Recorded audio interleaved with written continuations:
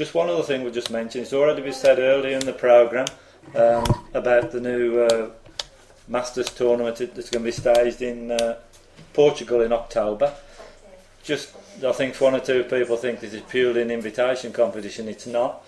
The 16 tournaments have been selected by the organisers, which will be, their champions will be invited, but also Jim and the team are looking for up to another 64 players who can play.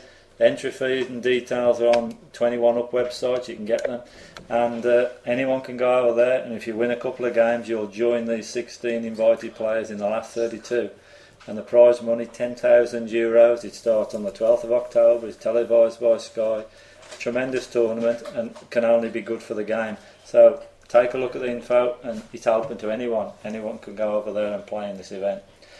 Right, now we're just going to be moving on. You're listening to Talkingbowls Radio, sponsored by Thurston's, and I'm delighted to welcome the programme now one of the sport's real legends, the former All England champion, Jack Hunt. Good evening, Jack. Good evening, Mel, and good evening, Lee. Good evening, Jack. How are you? How are you doing?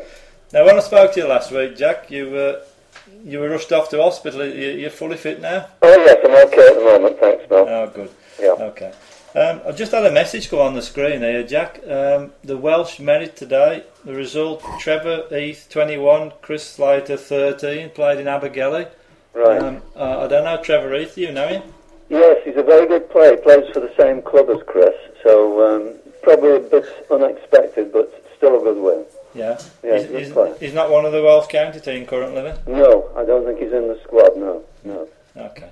Well, Jack, over the recent years, I mean, you've always, I think, been associated with Wales, but obviously you've lived for many years, but you're really born and bred in Winsford in Cheshire, weren't you? Yes, that's right, yes. I moved here, I think, when I was about 40.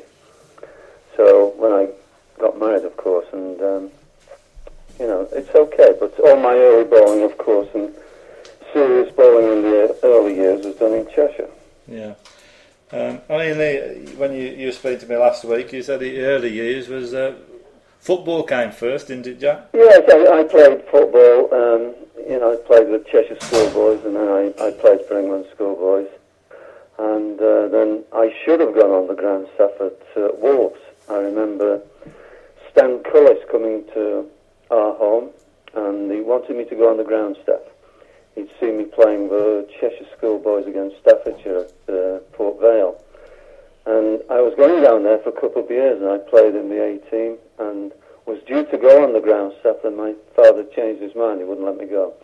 So that was a big disappointment.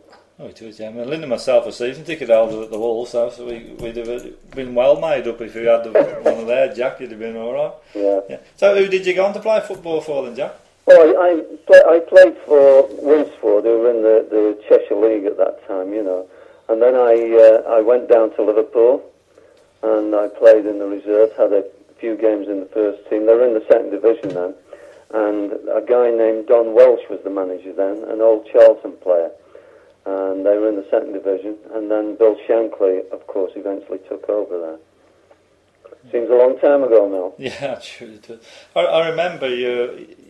When I first knew you playing, and particularly going up to Winsford Liberal Club, your doubles partner there was obviously your good pal Jack Wilkinson, and he was a damn good footballer as well, wasn't he? He was a very good player. He played for Arsenal, and then he was transferred to Sheffield United when the famous Joe Mercer was the manager. Yes. And he always used to tell me his favourite time was when he scored a hat-trick at Goodison Park.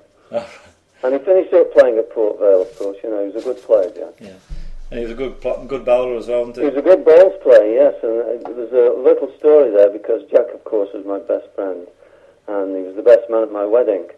And when I qualified for the Champion of Champions, when I'd won the All England and the Crown King the week before, Jack had won the Isle of Man.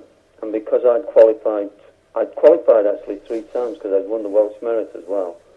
And Jack came in because the Isle of Man then was a reserve tournament. So he got beat the first round anyway. Yeah, but he'd have been proud to play in the competition. Oh, yes, absolutely, yeah. Okay. Of course. So it was all the football in the early years. How did you get into Crown Green Bowls, Jack? Well, with bowling, I was playing Crown Green Bowls from when I was 6. We used to play for £1 of apples on the local recreation green. and it was a very strong area, as it is now, mid-Cheshire for bowling. And they used to have schoolboy tournaments, and from the age of about 11 to 14, I won it 3 times on the trot. You know, so that's how I got into bowling. And we had a very good young team at a place called Overwreck. And because, you know, the lads were growing up and they got 17, 18, there was no drinking there because it was a public bowling green, you see. So most of us went down to Winsford Libs, and that's where I became a bowler for Winsford Liberal Club. Yeah. Who introduced anybody who sort of particularly taught you the ropes and put you right? Yeah, very interesting, because there was a guy named Jimmy Davis. Now, you probably don't know him, but he won the All England in 1938. And this chap was only about 5'0". And he was a cobbler by trade. And as a youngster, there was about 4 of us. We were only 11, 12. We used to go into his cobbler's shed in his garden.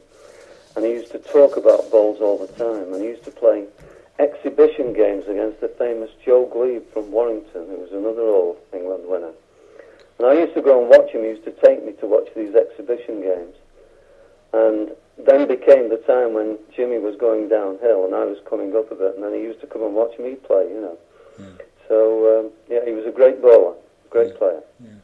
I've just, before we carry on, I just got a message on the screen from someone, Jack, saying that they're glad that you're keeping well. And he was listening to Dave Jackson earlier saying that he thinks that the Wales and Cheshire games cut and dry. Yeah. But he's saying he thinks Wales have something to say about it. Now, he's also put, going back to your football days, you can never beat Ellesmere Port. So he's probably right. So I don't know who that is. But yeah, well, I did play there. I remember playing there.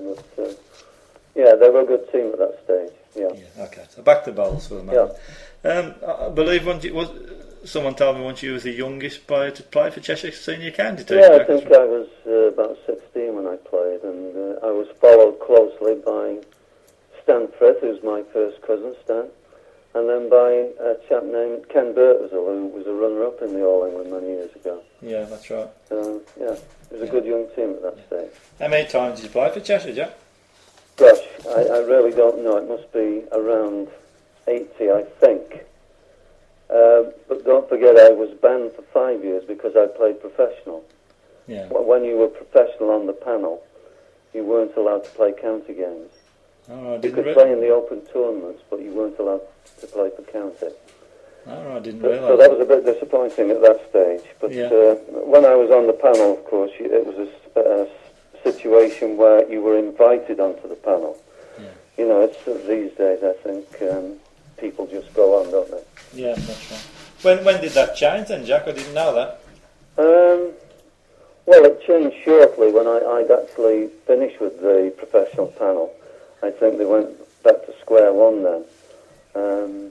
But panel days for me were a great time, you know. I thought the bowling was terrific. And some of the greens they played, you know, were unbelievable. That was a good time.